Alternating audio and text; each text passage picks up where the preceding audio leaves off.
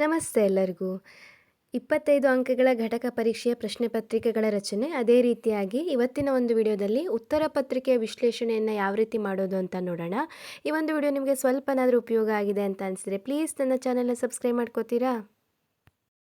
ಈ ಒಂದು ವಿಡಿಯೋದಲ್ಲಿ ನಾನು 7ನೇ ತರಗತಿ ಗಣಿತದ ಮೊದಲ ಅಧ್ಯಾಯಕ್ಕೆ ಸಂಬಂಧಿಸಿದ ಹಾಗೆ ಪೂರ್ಣಾಂಕಗಳು, ಇದರ ಮೇಲೆ ಮಾದರಿಯಾಗಿ ಯಾವ ರೀತಿ ಪ್ರಶ್ನೆ ಪತ್ರಿಕೆಯನ್ನು ತೆಗೆದುಕೋಬೋದು ಅಂತ ನೋಡೋಣ. ಇಲ್ಲಿ 20 ಅಂಕಗಳು ಪಾಠಕ್ಕೆ ಸಂಬಂಧಿಸಿದ್ದು, ಅದೇ ರೀತಿಯಾಗಿ 5 ಅಂಕಗಳು ಮರುಸಿಂಚನ ವರ್ಕ್ಬುಕ್ಗೆ ಸಂಬಂಧಿಸಿದ್ದು.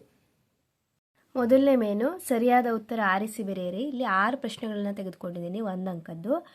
2 ಪೂರ್ಣಾಂಕಗಳ ಮೊತ್ತ ಯಾವಾಗಲೂ ಡ್ಯಾಶ್. ಕೆಳಗಿನವುಗಳಲ್ಲಿ ಯಾವ ಪೂರ್ಣಾಂಕಗಳ ಗುಣಲಬ್ಧ -30 ಆಗಿದೆ? 3ನೇ ಪ್ರಶ್ನೆ, ಯಾವುದೇ ಒಂದು ಸಂಖ್ಯೆಯನ್ನು 0ಯಿಂದ ಗುಣಿಸಿದಾಗ ಗುಣಲಬ್ಧವು ಡ್ಯಾಶ್. 4ನೇದು, -2 3 ಬಾರಿ ಗುಣಿಸಿದಾಗ ಬರುವ ಗುಣಲಬ್ಧ. 5ನೇದು, -5 ಗುಣಿಸು 0 ಇದರ ಗುಣಲಬ್ಧ. ಸಂಕಲನದ ಅನನ್ಯತಾಂಶ ಮತ್ತು ಗುಣಾಕಾರದ ಅನನ್ಯತಾಂಶಗಳ ಗುಣಲಬ್ಧವು ಡ್ಯಾಶ್. ಈ ರೀತಿಯಾಗಿ 6 ಪ್ರಶ್ನೆ ಮಲ್ಟಿಪಲ್ ಚಾಯ್ಸ್ ಕ್ವಶನ್ಗೆ ಸಂಬಂಧಿಸಿದ್ದು. 2ನೇ ಮೇನು ಬಿಟ್ಟ ಸ್ಥಳ ತುಂಬಿರಿ. 4 ಪ್ರಶ್ನೆ 1 ಅಂಕದ್ದು. ಸಂಕಲನದ ಅನನ್ಯತಾಂಶ ಡ್ಯಾಶ್, ಗುಣಾಕಾರದ ಅನನ್ಯತಾಂಶ ಡ್ಯಾಶ್, ಧನವೂ ಹಾಗೂ ಋಣವೂ ಅಲ್ಲದ ಪೂರ್ಣಾಂಕ ಯಾವುದು ಅಂತ ಬರಿಬೇಕು. ಸಂಖ್ಯಾರೇಖೆಯ ಮೂಲ ಬಿಂದುವಿನ ಎಡಭಾಗದಲ್ಲಿರುವ ಸಂಖ್ಯೆಗಳು ಡ್ಯಾಶ್. 3ನೇ ಮೇನು ಹೊಂದಿಸಿ ಬರೆಯಿರಿ. 4 ಪ್ರಶ್ನೆ. ಇಲ್ಲಿ +5 + -5 +5 - -5 +5 × -5 +5 / -5. ಅದೇ ರೀತಿಯಾಗಿ 4ನೇ ಮೇನು ಇದು ಲೆಕ್ಕಗಳನ್ನು ಬಿಡಿಸೋದು. 2 ಮಾರ್ಕ್ದು 3 ಪ್ರಶ್ನೆಯನ್ನು ತೆಗೆದುಕೊಂಡಿದ್ದೀನಿ. ಗುಣಲಬ್ಧವನ್ನು ಕಂಡುಹಿಡಿಯಿರಿ. 8 × -3 × -8 a / b = -2 ಆಗುವಂತೆ 2 ಜೊತೆ ಪೂರ್ಣಾಂಕಗಳನ್ನು ಬರೆಯಿರಿ. 3 × -4 ಇದನ್ನು ಸಂಖ್ಯಾರೇಖೆಯಲ್ಲಿ ಪ್ರತಿನಿಧಿಸಿ. ಇಲ್ಲಿಗೆ 20 ಪ್ರಶ್ನೆ 20 ಅಂಕಗಳಾಯಿತು. 6 6 + 4 10 10 + 4 14 14 + 6 20.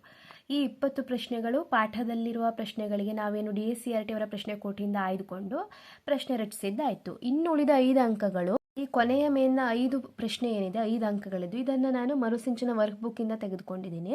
ಆ ಒಂದು ವರ್ಕ್ಬುಕ್ಕಲ್ಲಿ ಈ ಒಂದು ಪಾಠಕ್ಕೆ ರಿಲೇಟೆಡ್ ಯಾವುದಿದೆ, ಸಂಖ್ಯಾರೇಖೆಯ ಒಂದು ಪೂರ್ಣಾಂಕಗಳು ಒಂದು ಚಾಪ್ಟರ್ ಅಡಿಯಲ್ಲಿ ಸಂಖ್ಯಾರೇಖೆಯ ಒಂದು ಕಾನ್ಸೆಪ್ಟಲ್ಲಿ ಒಂದಿಷ್ಟು ಆ್ಯಕ್ಟಿವಿಟೀಸನ್ನು ಕೊಟ್ಟಿದ್ದಾರೆ. ಆ ಆ್ಯಕ್ಟಿವಿಟೀಸಲ್ಲಿ ನಾನು ಈ 5 ಪ್ರಶ್ನೆಗಳನ್ನು ಆಯ್ಕೆ ಮಾಡ್ಕೊಂಡಿದ್ದೀನಿ. ಮೊದಲನೇದು, ಸಂಖ್ಯಾರೇಖೆಯ ಮೇಲೆ ವ್ಯವಕಲನ ಮಾಡಿರಿ.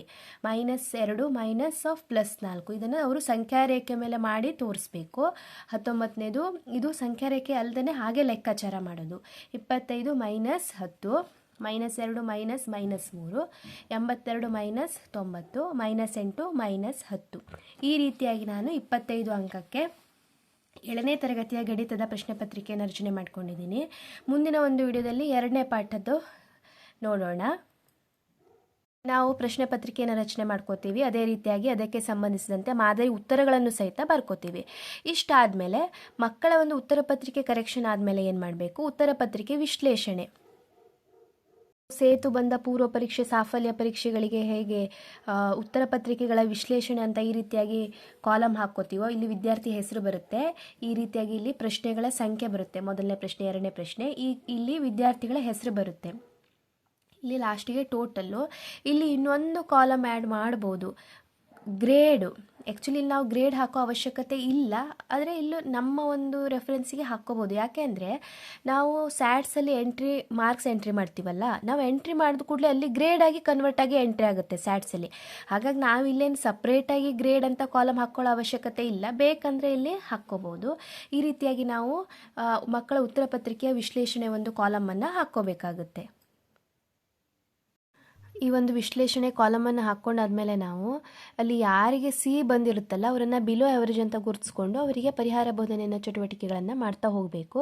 ಇದಕ್ಕೆ ಸಂಬಂಧಿಸಿದಂಥ ಇನ್ನೂ ಹೆಚ್ಚಿನ ಮಾಹಿತಿಗಳನ್ನು ಮುಂದಿನ ವಿಡಿಯೋದಲ್ಲಿ ಹಂಚಿಕೊಳ್ತೀನಿ. ಈ ಒಂದು ವಿಡಿಯೋ ನಿಮಗೆ ಉಪಯೋಗ ಆಗಿದೆ ಅಂತ ಭಾವಿಸ್ತೀನಿ. Thank you for watching.